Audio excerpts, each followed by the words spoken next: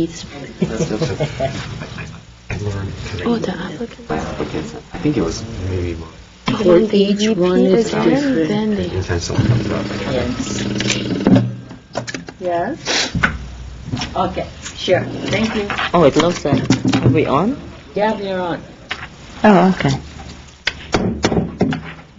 Good morning. This is the time and place for the zoning administrator's hearing for December 10, 2008. My name is Edith Fuentes, and I will be conducting the hearing as hearing officer. We have 3 cases today, and relevant exhibits are posted on the panels located directly behind me. Let me just quickly go through our hearing procedure. Under the provisions of Title 30, Chapter 30 of the Glendale Municipal Code, a variance shall be granted if 4 required findings are present. 1, that the strict application of the ordinance would result in practical difficulties or unnecessary hardship inconsistent with the general purposes and intent of the ordinance. 2, that there are exceptional circumstances or conditions applicable to the property involved or to the intended use or development of the property that do not apply generally to other property in the same zone or neighborhood. 3, that the granting of the variance will not be materially detrimental to the public welfare or injurious to the property or improvements in such zone or neighborhood in which the property is located. And 4, that the granting of the variance will not be contrary to the objectives of the ordinance. Also, under the provisions of Title 30, Chapter 30 of the Glendale Municipal Code, a conditional use permit shall be granted if 4 required findings are present. 1, that the proposed use will be consistent with the elements and objectives of the general plan. 2, that the use and its associated structures and facilities will not be detrimental to the public health or safety, the general welfare, or the environment. 3, that the use and facilities will not adversely affect or conflict with adjacent uses or impede the normal development of surrounding property. And 4, that adequate public and private facilities will be provided for the use. For applications involving wireless telecommunications facilities, the following 2 findings, in addition to the previously mentioned 4 required findings, shall be made. 1, that no other feasible alternative site exists beyond the distance of 300 feet or more from the residential zone, and that specific physical or technical factors make infeasible the use of co-location upon pre-existing antennas, support structure, or pre-existing building or structure. At this time, I'm going to turn it over to Dennis to continue reading the procedure. My throat is a little bit scratchy, so let's go through the findings, Dennis. Is this on? Yes, if the evidence. If the evidence presented in the application and at the hearing meets the criteria just described, then the zoning administrator can either approve or impose conditions for approval on the case in question. If the finding of fact are not evident, then the request will be denied. For public notice, notification of the hearing will be accomplished by the use of public notices which are mailed to the property owners located within 500 feet or 300 feet if it's an old case of the subject property, physically posted on the site in question and placed in a local newspaper. The hearing will proceed as follows. The ZA will read the description of the application/request. The ZA will read the reports received from other city departments and other letters or communications from interested parties. The applicant will be asked to come forward, stating both name and address, and will be asked to present the case within 15 minutes time limit. Others in support or in opposition to the application and interested parties will be asked to come forward to speak, again clearly stating both name and address within a 3-minute time limit. Lastly, the applicant will be given the opportunity to make closing comments, if desired, in response to testimonies given by preceding speakers within a 5-minute time limit. The hearing will be closed and the case taken under submission. After the hearing, the decision will be prepared in writing and will be in the form of a letter sent to the applicant and to all persons who responded to the public notice either by speaking at this hearing or submitting a written responses and have provided their name and mailing address. The date of the decision will be the date appearing on the letter. Under the appeal provisions of Title 30, Chapter 3062 of the Glendale Municipal Code, the decision may be appealed to the Planning Commission within 15 days of the date of the decision. Anyone wishing to appeal may obtain forms and brochures on the procedures from Building and Safety Section Permit Services Center located on the same floor of this building. If you wish to speak, please write your name and address on one of the speaker forms which have been provided by the front door and submit it to our planning assistant. I would like to also inform everyone that the official proceedings of the zoning administrator's hearing are recorded on tape as part of the public record. Thank you, Dennis.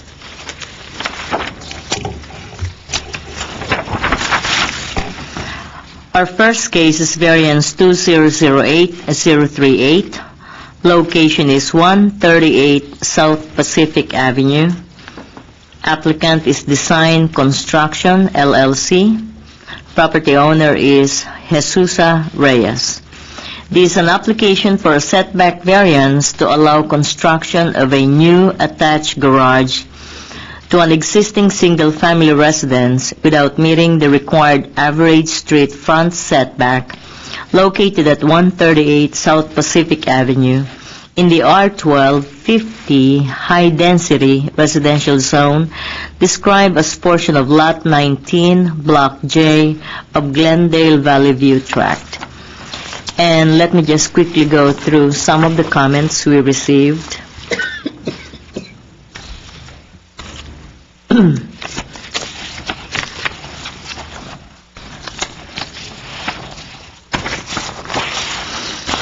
From engineering section, the applicant shall complete the following requirements at the applicant's expense and to the satisfaction of the city engineer. Method of discharge of all on-site drainage shall be approved by the city engineer.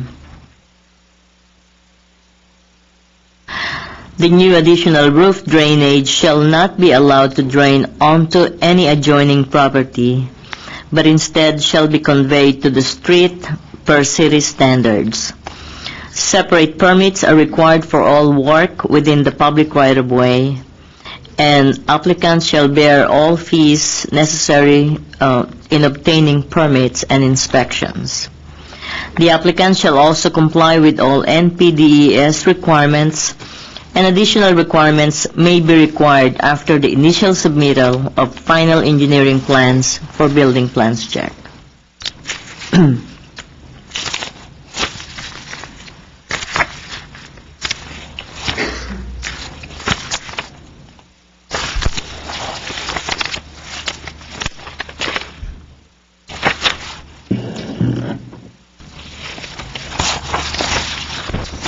That's the only comment I have on file.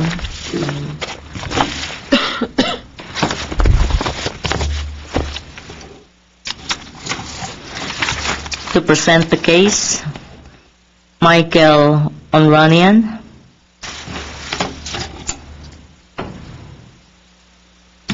Good morning. Morning. Okay. Can you pull the microphone a little bit closer? Absolutely. Is that better? Okay. Should I just go ahead, start?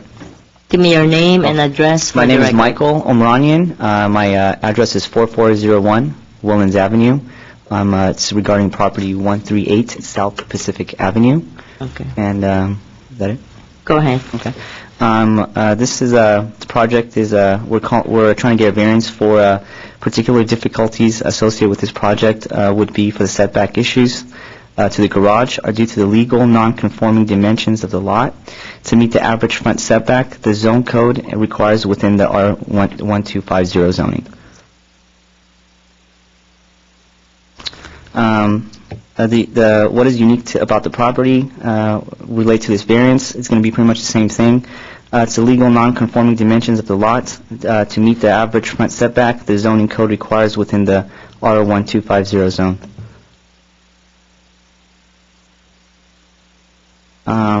Also, we have granting this variance will not be detrimental to the public welfare because by constructing a new garage, we will only benefit the neighborhood public as well as the constructed according to the new codes, regulations, and not affect the welfare of the public to any manner.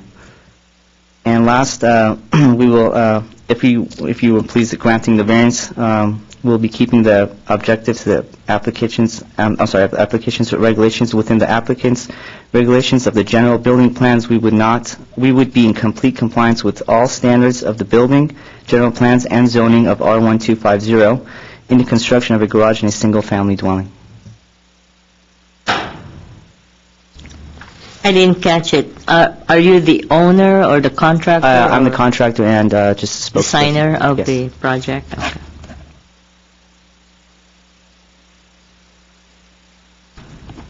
So basically, you're demolishing an existing legal non-conforming garage to build a conforming garage, attach it to the house. Correct. But you're not going to be meeting the average street front setback. Setback, correct. That is Okay. correct. Did you talk to any of the neighbors concerning the proposal? No, I have not spoken with You him. did not?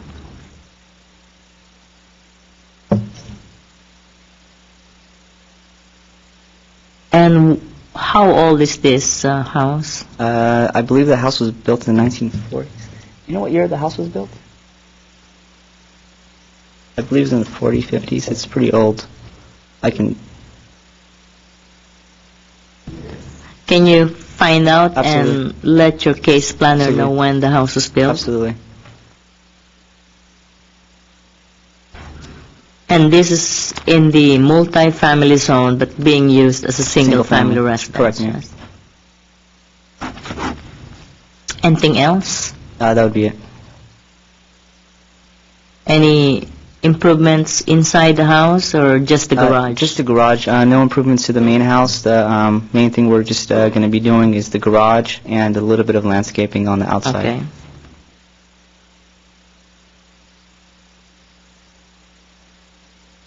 Thank you. Thank you. Okay. Is there anybody else here who would like to speak in support of this application or in opposition? I'm assuming you are the property owner. Do you want to come up here? I want to ask you a few questions. And you can fill this out later on, okay?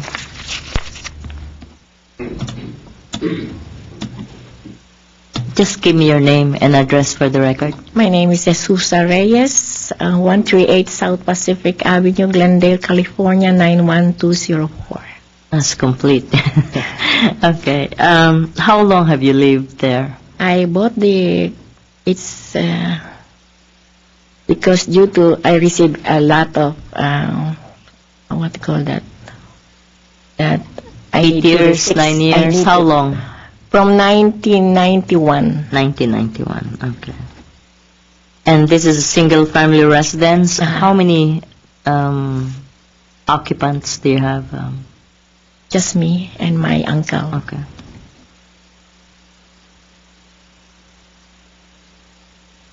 I'm assuming you have good neighbors. I don't have any comments here or any concerns, so They're all my friends. good for you. Okay, I drove by and like what you said, the landscaping will help improve the property and make it look a little bit Yeah, nicer. so I love plants. I'm That's hoping what you're really gonna do good landscaping in there. Okay. Thank you. Thank you very much. Okay, do you have any closing comments or nothing? Good. That was fast. Okay, I'm going to go ahead, take this case under submission, and we'll let you know. Thank you very much for coming.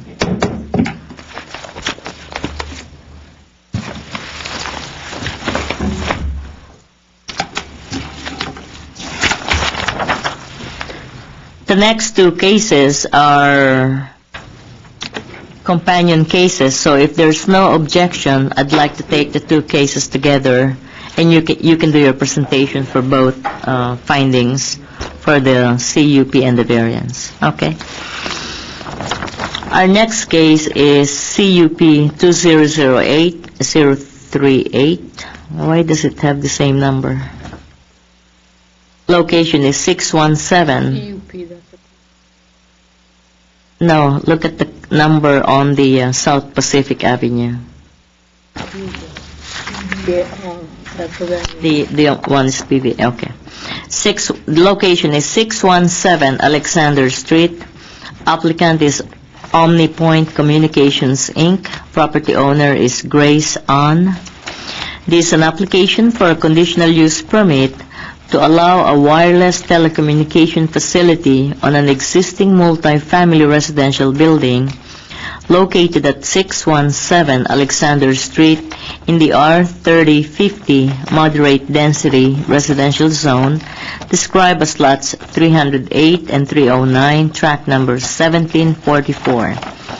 And the companion case is variance 2008-029. Location is 617 Alexander Street.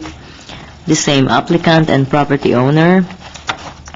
This is an application for standards variance to construct 3 roof-mounted antennas that will exceed the allowable height limit on an existing multi-family residential building located at 617 Alexander Street in the R3050 moderate density residential zone, described as lots 308 and 309, tract number 1744.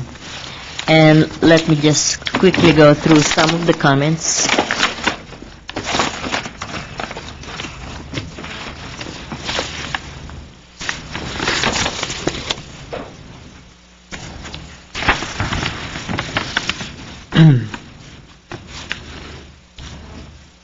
We have an email from one of the homeowners on Alexander Street, and their concern are as follows.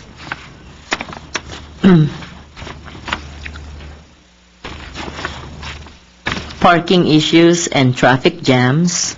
Unfortunately, that's not on my that's not in front of me today. Break of the building, city guidelines for profit. I don't understand. Our street is a residential area, not a commercial business area.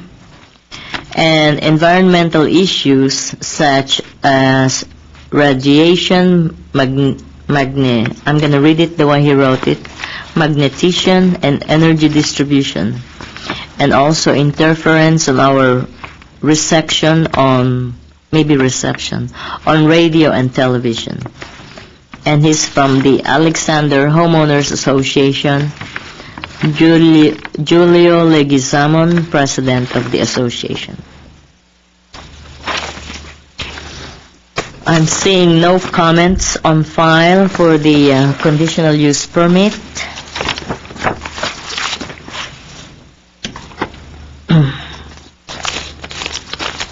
And the same thing with the CUP, no major concerns from any departments. So, to present the case, Jean Park.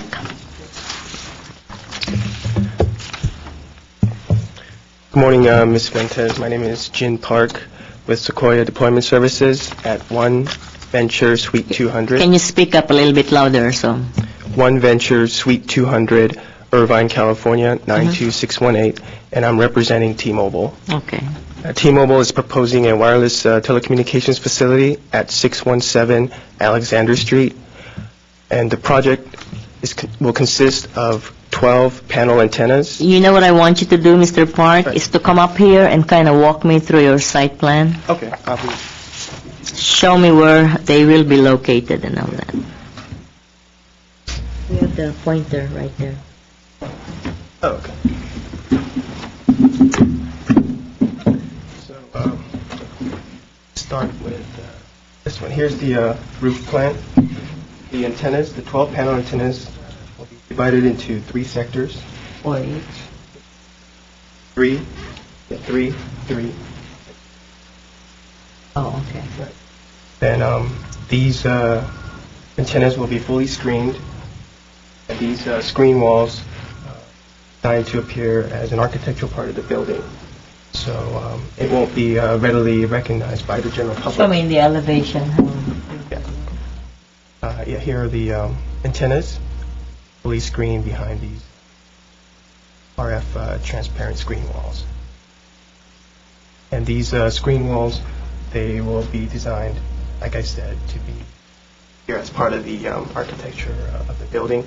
And it will be painted and match the existing structure, the existing building, the texture of the building. And we have 5 radio equipment as associated to this project, and they'll be located in the parking garage beneath the apartment. Subterranean? Yes, so it won't be visible to the public at all. Not taking away any parking. There's no, it won't affect the flow. Circulation. Yeah, traffic, of vehicles coming in and out of the parking structure. You have, are they flat panel antennas or dish type? They're the panel antennas. Okay. You have a look, how they look? No. They're behind the screen. Yeah, behind the screen, right. Okay, So, you can go back there.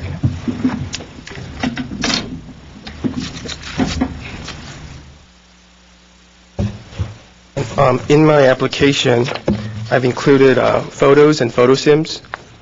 Sure. Okay, that's good.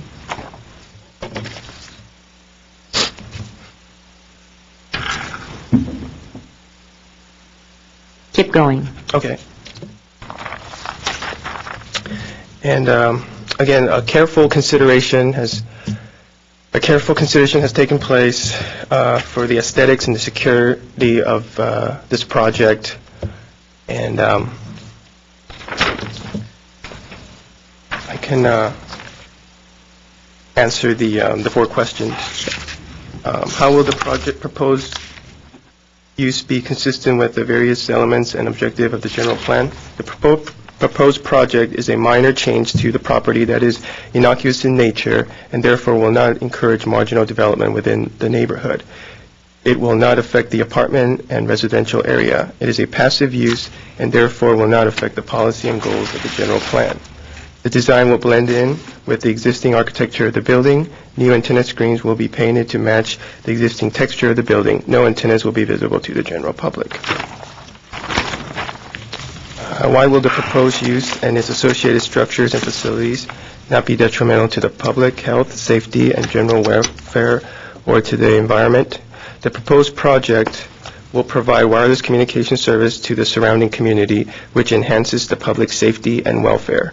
No antennas or equipment cabinets will be visible to the general public. Antennas will appear as part of the architecture part of the building. Why will the proposed use and facilities not adversely affect or conflict with the adjacent use or impede the normal development of surrounding property? The wireless facility will not be readily recognized by the general public. All antennas will be screened from view, and new screen will be painted and matched with the existing color and texture of the building. And explain how adequate public and private facilities such as utilities, landscaping, parking structures, and traffic circulations, the proposed wireless facility is on a proposed use. The proposed wireless facility is unoccupied. The project will utilize existing power and telephone facilities on the property. No new facilities are necessary. Can you repeat that last statement? Yes. Explain how adequate public and private facilities such as utilities, landscaping, parking spaces, and traffic circulation measures are or will be provided for the proposed use. The proposed wireless facility is unoccupied. The project will utilize... You mean unmanned? Yeah, unmanned. Okay, unmanned. not unoccupied, okay. The project will utilize existing power and telephone facilities on the property. No new facilities are necessary. Utility facilities are necessary.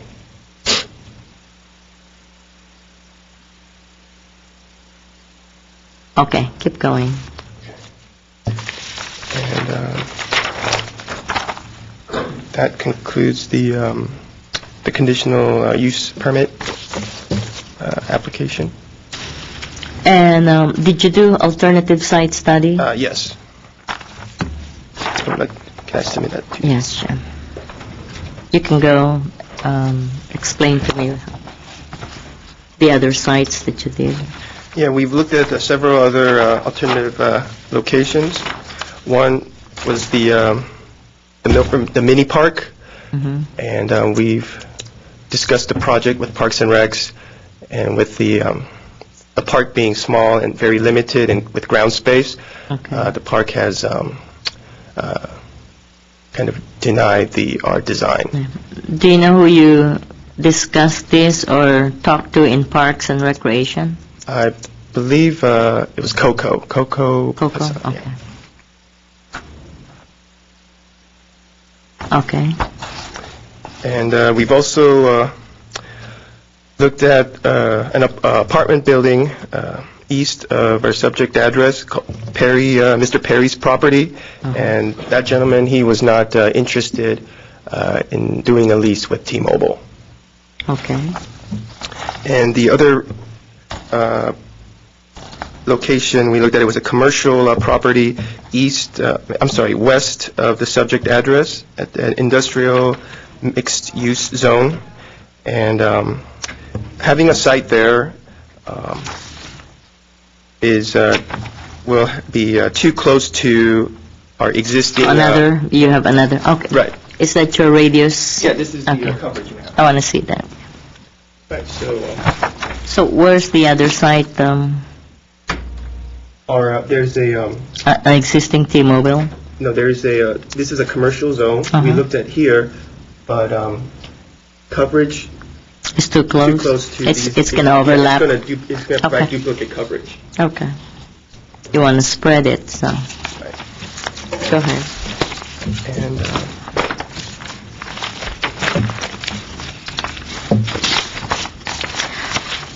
So the other apartment building, he wasn't interested in, he wasn't interested in negotiating a lease. that would have been an ideal. Yes. It was, yes. Yeah, it was higher. It was higher, yes. Yeah. that apartment. Okay. You can go now to the variance.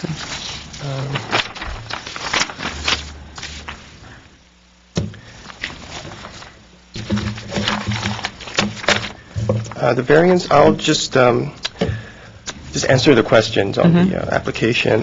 What are the practical difficulties or unnecessary hardships related to the property associated with your project? The existing building is already at the maximum height in this zone, and antennas will need to exceed the height to provide the basic level of operational radio signal coverage. Again, all the antennas will be fully screened from public view. And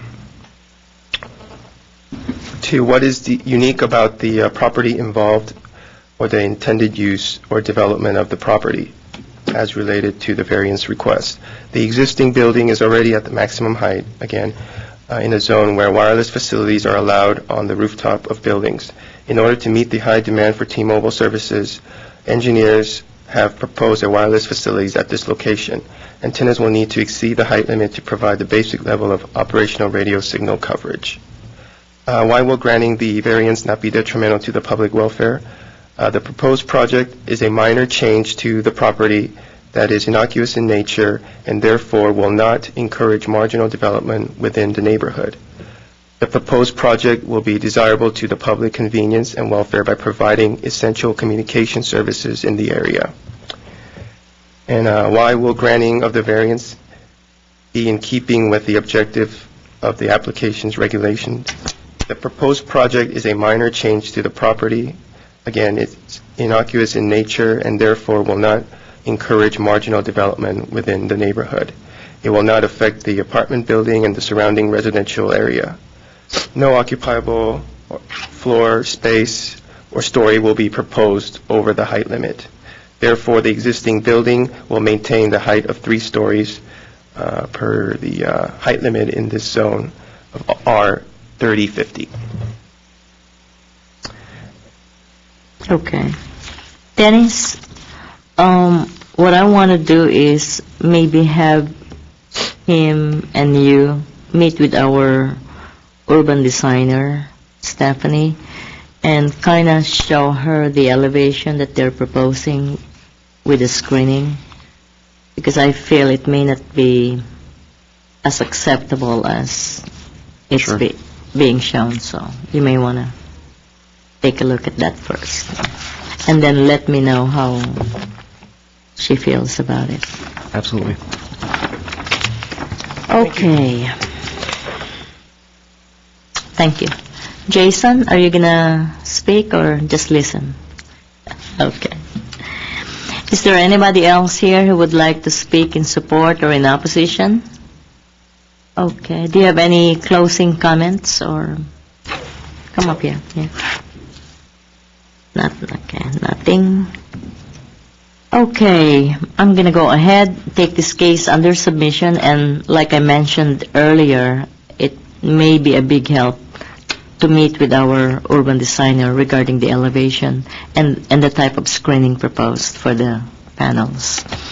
And with that, I'll take the case under submission and close the public hearing at 10 after 10 a.m. Thank you very much for coming.